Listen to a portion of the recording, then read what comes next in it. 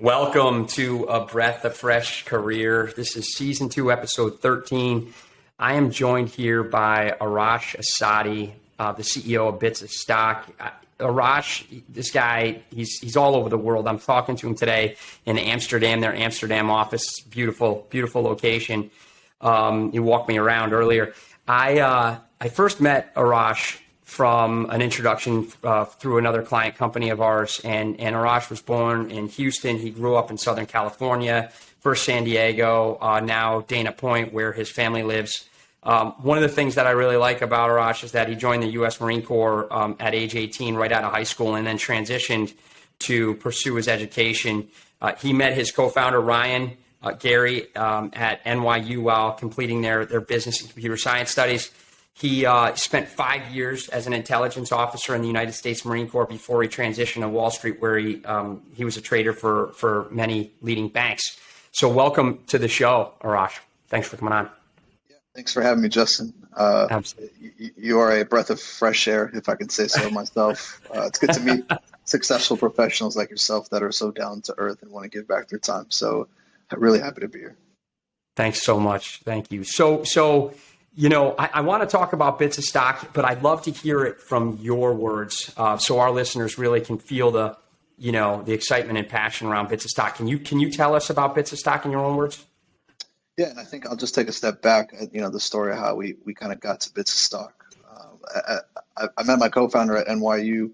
He was doing his master's in computer science. I was doing my MBA, and together we started geeking out to a lot of financial technology products. I myself being very interested in the tech side of fintech as well, being a coder and doing a lot of trading, algorithmic trading. And then he was a very intelligent computer scientist, but also had this shared passion for finance. And together, all we would ever talk about is stocks and investing. And then we really noticed that a lot of our peers who were educated and also, somehow with high disposable incomes weren't really thinking about their long-term wealth, their financial futures.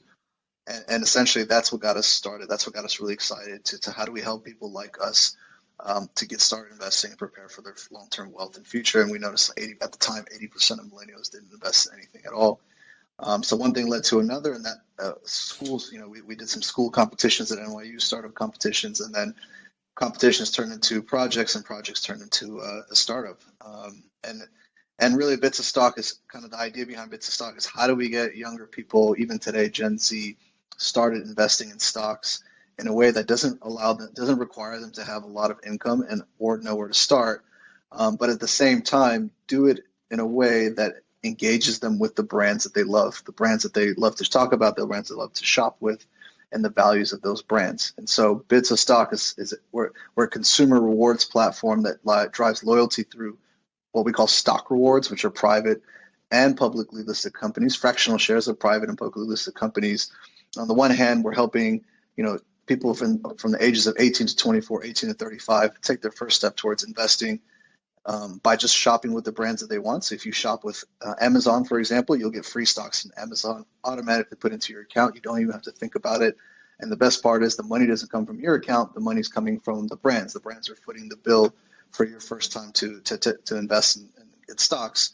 But there's a benefit for the brands as well, which is it's quite simple. If you turn your customers into shareholders, you're going to create what we call lifetime loyalty. So these customers will be part of your partial owners in your business, and their financial features and incentives are aligned with yours as a company. So it's a bit of a virtuous cycle. So as you increase the purchasing power of your customers, they're also going to give you more share of their wallet back to you over time. Damn, that is awesome, man. So let me ask you this question about. You mentioned a company like Amazon. We got Bits of Stock on the other side. How does this work, right? So, let's talk about your team, and you go out and build the relationship with Amazon, the client, the company, right? And then also, it's a consumer-based app that people subscribe to, right? So, tell me how the whole thing works. Yeah, it's a very faceted business. Yeah, go ahead. Because on the one hand, you have you have the finance side, so you have the broker dealer, the stock exchanges being able to execute trades on an exchange and fractionalize shares, and so there's this whole fintech layer that's beneath what we do. And then on the other hand, as you mentioned, there's a sales and loyalty and marketing component, which is How do we reach the Amazons of the world? And then not only that, convince them that this new type of program that's never really been done before is actually good for them in the long run. And so the way our app, we have our own app that consumers can download. It's the Bitstock app is available for download in the United States currently. And once you download the app, you link your bank account. That's the first thing you do as a user. And when we say link a bank account, it means you log in with your details. So your username and password, it's like you're logging into your bank online, but within our app. And once you do that, you automatically enroll in this stock rewards program. We have about 60 brands participating in the program currently. And once you're enrolled, all you need to do is shop with those brands, whether it's online or in store. You don't need to use our app to do it. You just need to use whatever bank account is connected to the app. And as you start shopping, you'll start accumulating these stock rewards.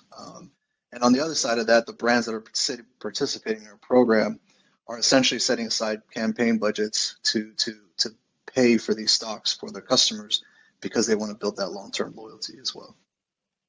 That is really, really cool. A guy like myself, I mean, I'm 47 years old. My wife pretty much handles all the investing and all this other stuff with her uncle. And I don't want to say I'm scared of it, but I don't really even know how to get started, to be honest with you. I see all these, I work in the tech sector, so I see a lot of these organizations like Bits of Stock, and I'm thinking to myself, like, man, I got to invest in a company like Bits so that, when you guys, grow up and go public, I can capitalize off it, right? For sure. But this is exactly. a really and that's the other interesting side of this is that we not only work with publicly listed companies, so companies that you can already buy shares on an exchange through any broker, but also private companies as well. So we want to help more community, local, private companies, the mom and pops or the chains that are not publicly listed. We can help them set aside shares and give back actual shares of their companies to their customers for their loyalty. And exactly what you said. So now ordinary people can actually get shares from their favorite local stores. And if those stores are successful in the future, or if some of them even end up IPOing, you'll be one of those first kind of angel investors. It's almost like you're an angel investor as a customer of these stores. And I think for a lot of people that can be quite exciting who've never invested in a private company before. Absolutely. It sounds exciting. I'm excited to learn more and maybe help build out your organization when the time's right. You're the CEO over there. By the way, I should ask you Ryan's role. Is he still involved in the organization? He is. So Ryan runs the New York office. I'm currently running the Amsterdam office. He's our CTO, Chief Technology Officer. And, got it. And very much involved. So what's the day in the life of a CEO at a company like Bits of Stock? Yeah, it's a good question. I think that changes with the evolution of the company. In the early days when it's just you and your co-founder, the day in life of a CEO, you don't have a life as a CEO. You're not really a CEO. You're just I'm here to do anything I can to get shit done. But I think that role really transitions as you start hiring people and your focus becomes more strategic. I think in the early days, I was a very product-driven CEO, so I was very hands-on with the product, the development of the product, making sure everything is almost micro focus on the product itself. But as the product started getting built out, as we hired people to do that, then my role changed to more of sales. So I think as a CEO, I eventually started doing more sales and trying to sell to brands. And even that has evolved now to where my focus today is really on big picture, vision with advisory board, fundraising, the future of the company, IPO prospects, things like that. But for me, I'm a morning person. So I wake up, 5, 6 in the morning every day. I get my 3-4 hours of real productive work done in the mornings before I go to the office. And then when I'm in the office, I'm either in meetings or I'm just a coach. I'm coaching everyone else in the doing team. Stuff like this. Doing stuff like this, having cool conversations with people like you, or just coaching the team members, taking meetings, because I know that the day gets so busy that you're just not going to be very productive during the middle of the day. So I try and get all my work done in the morning. That's awesome, man. Another reason why we get along, I'm a morning guy as well. It's either 5 or 6 o'clock every single morning. I got to get my workout in. Exactly. And you're a professional athlete, if you will, and this was embedded in me in the military as well. So I think that's one of the good habits that you build. We're all pro athletes, man, doing what we're doing today as CEOs and organizations. You got to be, right? And you're figuring it out, which is really, really great. So you got your start NYU project, kind of like, and all the ideas around Bits of Stock, you and Ryan kind of teaming up, it's blossomed. It's now a real company. What would you say is the hardest thing that you need to get accomplished, right? Or that you're looking to get accomplished as the CEO of a company like Bits? Like what's the hardest thing that you lose sleep over on a day-to-day basis? Yeah, that's a good question. I think if you would have asked me that question a few months ago, I would have said hiring. But hiring, we've now put a good process in place to hire people that fit culturally and based on their past performance. But even today, as you and I have been in discussions for hiring strong candidates, I think one of the hardest challenges for startup is just churn of employees. You'd spend so much time and effort hiring people in a startup, and you're still a small company, so every person is a really crucial part of that company. And then when they churn, then the process starts all over again, and it really is detrimental to your growth. So hiring the best in class people to do the job with limited resources and budget is, I think, the hardest thing to do for a young startup. And then growth. As a company, Bits of Stock, we want to be a high potential, high caliber growth company. So we need to have that growth mentality, and we have ambitious growth plans. And so making sure we hit those ambitious growth plans is always top of mind for me. And in order to do that, you have to take risks as a company. And what that means is you have to overhire sometimes for positions that you might not have budgets for example. And then you're increasing your burn rate and reducing your run rate at the same time. So you're putting more risk on the company to achieve that growth. And then you got to go out and fundraise, to get that, to fuel that growth as well. And you have to kind of balance that all at the same time. And that's exactly what we're going through right now. The balance, man, the balance. I got to write that down.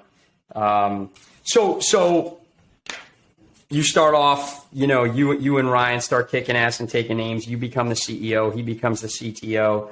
What's one thing you wish you had known before you got started with all this, right? Because, you're going hard, man. And by the way, I can tell you're going to be successful. I can tell that you guys are going to essentially be the best in class solution. And just by your energy, right? So I have these conversations all day long, and the level of intelligence you bring to it. I mean, you said it yourself, man, you're a product guy. Let me just tell you something. And I'm not trying to kiss your ass here, but very rarely do you find people who are product minded who can sit down and have conversations like this, right? Be articulate and talk about fundraising and talk about, meetings with VCs and building teams and coaching employees and getting up at 5 a.m. and living the life, man. Generally product minded CEOs don't have that kind of it's not, they definitely have drive 100%. I'm not knocking any versatility. Yeah. You got to be versatile, man. You're that utility player, which is amazing. So what's one thing you wish you had known before you began this venture? Yeah. I think the hardest thing about that question is which thing to pick. Yeah. Yeah, I mean, this is my second company. My first company wasn't a venture-backed company, but so there's still a lot of learnings here for myself. I'd have to go back to hiring. I think understanding how important hiring is when I first started the company would be the most valuable lesson, and really understanding the long-term impacts of making the wrong hire or hiring too early or hiring for positions you don't need to hire for. So I think. So I would have started out two different ways, because when we started the company, we really bootstrapped. So we didn't really have funding from the start. Ryan and I just kind of dug down, did the whole ramen soup thing for a while and just built this company without taking any funding for quite a while. And the challenge of doing that is you don't get to think too long term when you do that. And so now if I were to start this company over again, I would work on a strong business plan, get a strong vision in place, and just go fund for a lot of resources that I think I'll need over time, and close my funding round first. And with that funding, make the best in class hires. That's what I would do differently, as opposed to trying to bootstrap the company, generate revenue, which is, the good news is we focus on revenue. So we generate revenue now. We're not dependent on VC funding, which is also nice. But then we've had a lot of churn and difficulty in hiring best in class people. So that's kind of one thing. Yeah.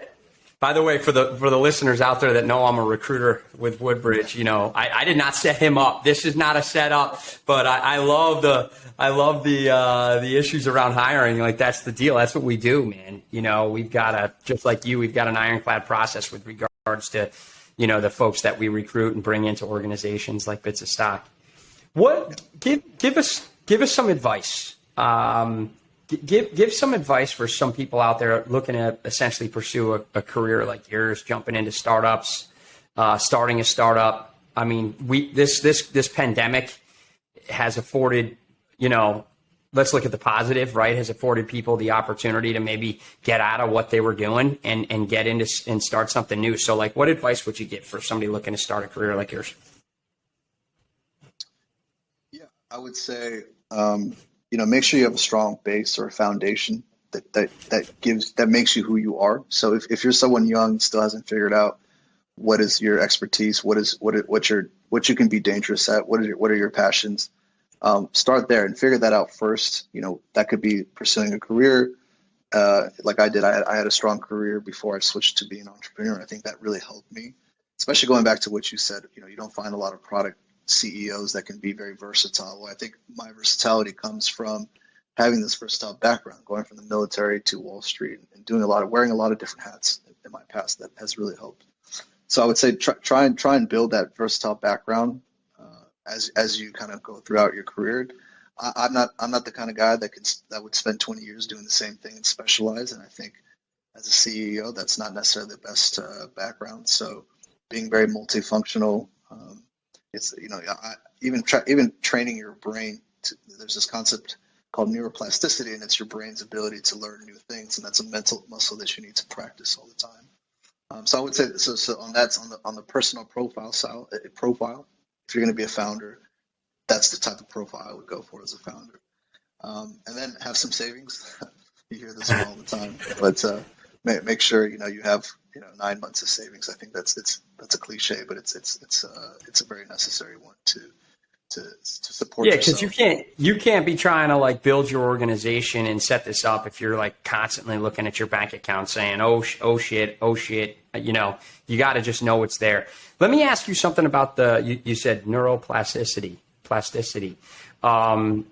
Is there something you use to increase that? Is there an app you use? How do you work that out? I mean, I know, cash machine, bro, like, okay. Yeah.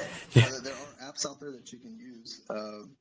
But I think like just going to the physical workout part, you don't want to hit the same muscle in the gym every time. Or just, supplementing weightlifting with boxing and swimming, doing multiple different types of exercises in different ways can really increase the overall performance of you in whatever you're doing. So I think the same applies to me. The way I try and do that today is I read a lot of different books across different genres. So I'm not the guy that's only reading business books. I'm reading books about philosophy, about history, about other things that aren't necessarily relevant to my business, but can actually increase my neuroplasticity.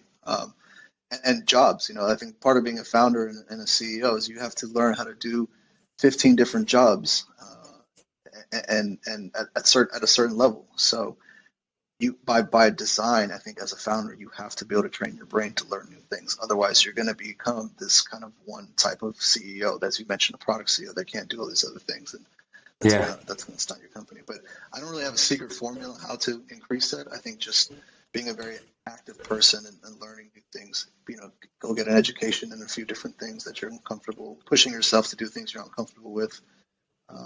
Today, actually, we had a really interesting discussion.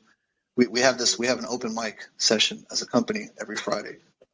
So we spend an hour where everyone on the team gets to talk about something that they learned from that week. It doesn't have to be related to the business. It could be a podcast they listened to. It could be a book they're reading, an article they read. And one of the things I talked about today was something I saw on a podcast, which was this expression.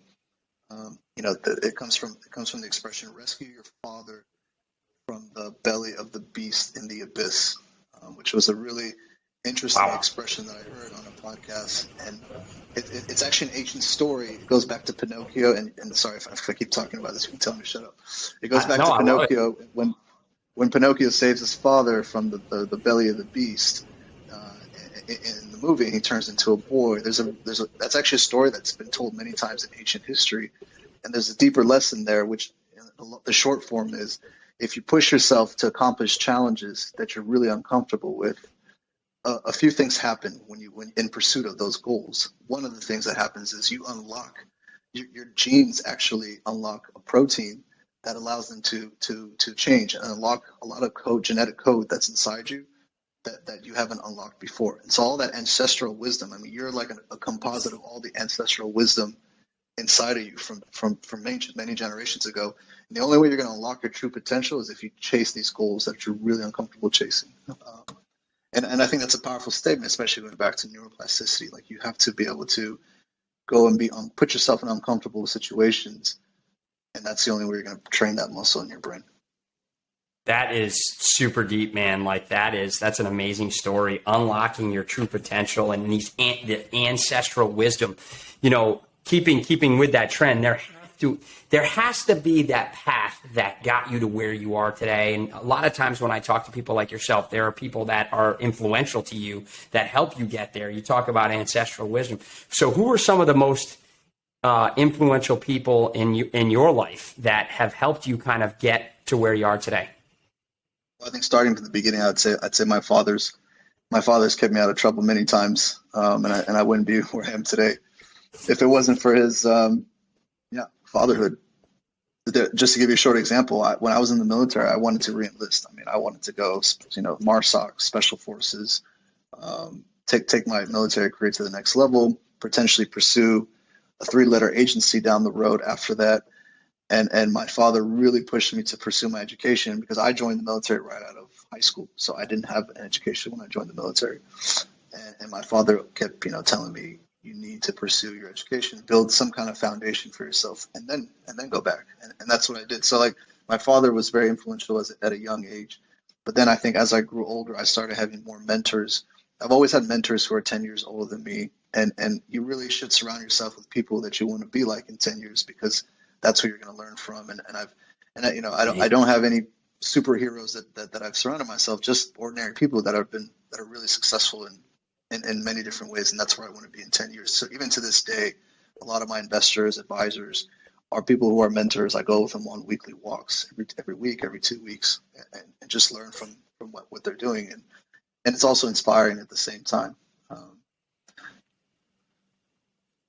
Of course, there's some of the CEOs and very successful people in the world that you can look up to, and kind of model your life after. But I think it's the people that are within arm's length of you that are going to impact you the most, and those are the people you need to be very selective about. Amazing. That's amazing. You talk about one of the biggest challenges, and one of the things that you probably would have changed, as if you could go back in time, what is hiring. This A Breath of Fresh Career, right, is, I started this thing. I don't know if you know the story. I'll tell you the story really quickly, but COVID hits right here in the States, and it was probably about a year and 2 or 3 months ago, and it was on a Friday, and I went up to the house. I'm working out of a barn in my backyard. I converted a barn to my home office, right? Because I have to get away, right? Like, I get dressed up like, in a golf shirt or button down shirt every single day, as if I'm going into an office, just because it's the mental switch. You know what I mean? I'm not floating around here in my PJs, boxer shorts. You can't be successful in my mind that way. So that's how I flipped the switch, going back to being an athlete. It's like walking into the building. I don't even want to relate it to going into battle, because, God, talking about that switch, I probably have a hard time turning it off if I was getting shot at. That being said, I go up to my house and I'm completely exhausted. I'm mentally just browbeaten, because I'd gotten reached out to by so many people. Like, dude, I just got laid off. My company closed its doors because of COVID. I got put on furlough. My dad got put on furlough. Can you help these people out? I was getting inundated by calls. So I go up there. My wife is like, dude, what is wrong with you? And I'm like, smoke was coming out of my ears. I couldn't talk to enough people, on a day-to-day basis. And my, at the time, 12-year-old son, he's now just turned 14, said, Dad, why don't you start a podcast? You can help everyone, right? quotes, right? Help everyone. So I don't know, man. It wasn't 20 minutes later, I'm getting all these text messages like podcast 101 for dummies, 10 easy steps to start a podcast. He's sending me all these things, from like inside the house. And we sat down on Sunday morning for breakfast and we started to strategize. He actually came up with the name of Breath of Fresh Career. I got a little marketer on my hands. What are you going to do? He's now 14 going on 24. Nice. But he's a great kid. And you talk about your dad and the influence your dad had. I only pray, every single night that I can be an influence to him, as he, continues to figure out his own ways. We earlier you talked about one of the biggest challenges is hiring. Just trying to get back to this real quick. There has to be some characteristics you look for when you're interviewing candidates. You talked about your process. What are some of the characteristics you look for? Yeah, it's a really good question. I think one of the things we did in the beginning of the year is we looked at Amazon and the way they hire, and we try to model our hiring process around Amazon. And Amazon has a really interesting way of not just building, but reinforcing culture within their company. And they do this in three ways. Number one is through the way they hire, obviously. Number two is the way they set goals as a company. And the third one is how they execute those goals within how their organization is structured. And Amazon attributes this culture to them being such a successful company, being able to deliver innovation when you have a market cap of a few $1 trillion. And so one of the things about their hiring process that we modeled is, obviously, and I'm probably preaching to the choir here, but behavioral interviewing. So we look, when we hire people, we've set company values as a company. We have a set of values that we believe define the culture within the company. And then so what we look for is within these values, we try and question people who come to the company and see how they match within these values. And if there's a technical component, there's a technical component, but that's often not the most important thing for people coming to the company. And so we have our process is called the bar raiser process. So the way it works is we'll have a hiring manager dedicate a few individuals that are going to do this interview with a candidate, and each individual takes 3 or 4 values that they want to question with this candidate. And so as one example, one of our values is being customers are obsessed, or we're customer obsessed, or leaders are right a lot. And so when we question people, we look at their background and we ask them we ask them about situations of from their background that they've performed that relate to these values. So we ask them, for example, can you give me an example of a time when you were able to complete a project with very limited resources and time, or struggled at one time in your past in a professional or personal setting, and that relates to values such as we love grit. And depending on how people answer these questions, we dig really deep into these situations to understand how they what was the result. And then that's how we assess if these people actually have a cultural fit. So that's what we've kind of implemented now. And so far, the way we've measured success is we've had a lot of great hires since then. And it's worked at least, it's gotten us 80% of the way there. And it's a process that's getting better. But and I would advise this from any founder from day one, have a process like this when you hire, because it will really help with this hiring challenge. You're absolutely hiring the person, man. And that's huge, right? It's not like, obviously the technical values, like if that's one of the characters, like these people probably wouldn't even have been, in the interview process if they didn't exhibit some sort of, technical knowledge around what you're looking to hire, right? But like, man, you're hiring the person, and that's huge because you're building a family. You're building the team. And, let's go back to, some of these sport movies, you know what I mean, that are written out there, and you see like they, Hoosiers, they built the team. These kids weren't the best athletes out there, but they built the team, I mean, many, movies like, the one about the 1980 Olympics, and the USA hockey team. It's like, he after the first tryout, the guy cut some of the best players in the country. And because he knew the group of people that he wanted and the values that they possessed and that grit, man, that's really tough to determine. But I love that. I love that questioning. So earlier on, you talk about, you get up real early. because you got to bang out a couple hours of work and then you spend a better part of your day motivating your team. How do you do that? How do you motivate your team? How do you get them to be as motivated as you and your co-founder Ryan, throughout the day? Yeah, I can tell you the easiest way to do that is hire people who are already motivated.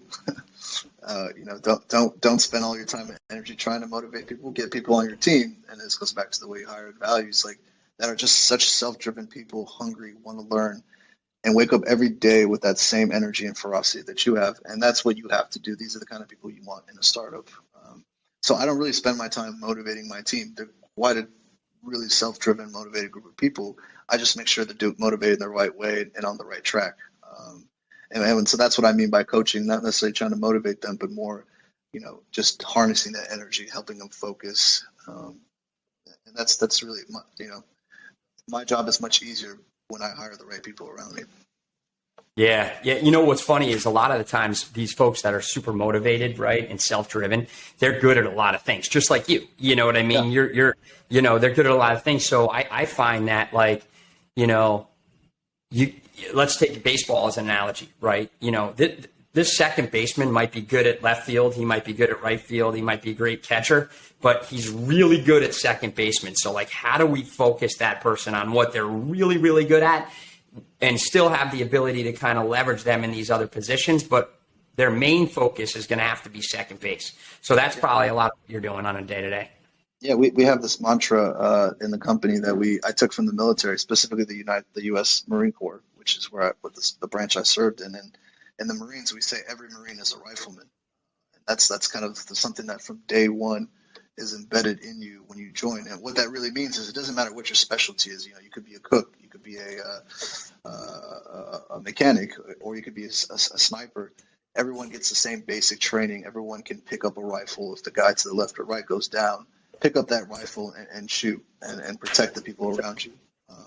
And that's kind of the same mentality we have here, especially with new people joining the company. You could, if you're a junior hire, you could be doing customer support. You could be helping on marketing. You could be doing a lot of different things, but you're definitely going to learn how to do a little bit of everyone else's job so you can become a better operator within the company. And that is something we practice. I'm not sure how we're going to scale that, but that's something we do now.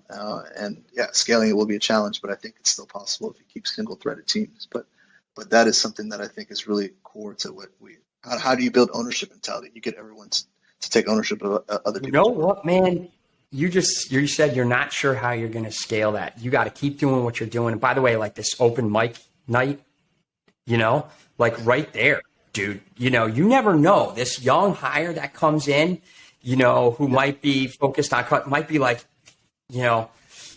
this is what I'm hearing from customers, and this is what we need to, this is what I learned this week, right? Like, this is what I learned this week. I talked to customer X, Y, and Z, and like, this is what they're saying they really want to see. So like, here's my solution to that, and this is where the direction I think. You never know what you could get out of these people, man, and that's amazing. That's amazing.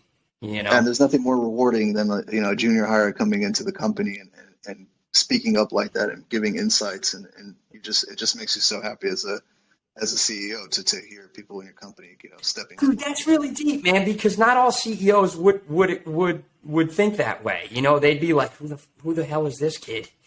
Some would be that way. And I think that old way is gone, right? That old way is gone, right? You got to have innovative folks like yourself who are, focused on, this drive, this self-drive, this passion, this hunger, and one's ability to kind of grow in an organization. And that's why you're going to be one of the reasons why you're going to be hugely successful. Entrepreneurship, right? You did this, you jumped in, you and Ryan jumped in together. Yes, you had an idea, but like, what advice could you give to our listeners with regards to entrepreneurship? I'm talking life, I'm talking work, I'm talking wisdom. Give us a couple points of advice. Yeah, I think, just release the shackles. I think if you're gonna start a business like this, go all in. And there's a lot of, and this is actually an analogy my father used to use all the time. You're trying to climb a mountain. Do you want to climb a mountain with 80 pounds on your back, 100 pounds on your back, 300 pounds on your back? Or do you want to just climb, go up that mountain as light as possible? And I think having the freedom to do what you need to do to get the job done is what's going to save you in the long run and be successful. And for a lot of people, that could be personal lives. There's a lot of, things in your personal life. It could be a family, it could be a significant other that might make it difficult or might not. It could be a very supportive thing. I think having your personal life pinned down and set, that's going to help you accelerate in your professional life. That's probably with anything. But also other focus, like you don't want to be, having a second job, for example, and doing this at the same time. You really want to be both feet in, and don't be afraid to explore. Starting a company, it's like you sending a ship into space. It's going to look dark everywhere around you, and you might not know where you're going, but you just got to believe that you're going the right direction. And if you try and tie yourself down, you're not going to get very far. Man, the baggage, right? Carrying all that baggage up the mountain. Yeah. You gotta, people need to really be that. I talk about this and I do these little blips. It's 2 minutes with Justin Kane where I do 2 minutes of talking and my listeners do 2 minutes of listening. Right. And, my next one's actually going to be on that windshield versus rear view mirror. Right. And you can't be looking in that rear view mirror at all the baggage you got on your back, dude. You need to shed that stuff. And you got to be looking in the front. That's why the windshield's like 10 times larger than, maybe more than 10 times, 20 times larger than that teeny tiny little rearview mirror, right? It's the way we got to live life. You got to look forward. You got to drive. You got to push. This is a great interview, man, and I really appreciate it, Arash. It's like some of the things that you're coming up with, this wisdom and what you're bringing to Bits of Stock is amazing. If you were in my shoes, however, what would you have asked yourself that I didn't? That's a good one. What would I have asked myself that you didn't? Yeah, I think I would have asked myself. So something I think more advice I can give to younger entrepreneurs is how do you deal with the trauma of starting a company? I think something that people don't talk about is everyone looks at startups and they only look at the ones that are successful. Nobody talks about the nightmares and the cold sweats and the damage that it can have to your mental health and your physical health because you're working hundreds of hours a week or you're stressed all the time or you're living your life, especially in the early days. You're living the life of your company a quarter at a time, a month at a time, a week at a time. And I think the way I learned to deal with it, and no one has a perfect formula, but over time you learn to deal with it. It's always the highs are not as high as they seem, and the lows are not as low as they seem. I think that's what you have to learn to appreciate the ups and the downs. It's never always going to be perfect success. You're going to fail a lot, but when you do fail, it's never as bad as it's not the end of the road either. So being able to weather those ups and downs, it's an emotional roller coaster. Starting a company and growing a company. And you have to, as a CEO, you have to kind of learn how to stabilize that for yourself in order to kind of stay focused and see, beyond what's right in front of you. Yeah, man, I use that term a lot myself. It's the roller coaster ride, right? The highs are high, the lows are low, but you got to be able to kind of like even those out, mentally. Otherwise, you'll go absolutely crazy. Where is it best for our listeners to connect with you? And what kind of links is LinkedIn? Is it direct email? Yeah, LinkedIn is a great. I'm very active on LinkedIn. I accept friend requests. People message me. Always make time. And I can be reached at my first name at bitsofstock.com. So okay, very open to I'll talking put links. to people. I'll put links to those both in the.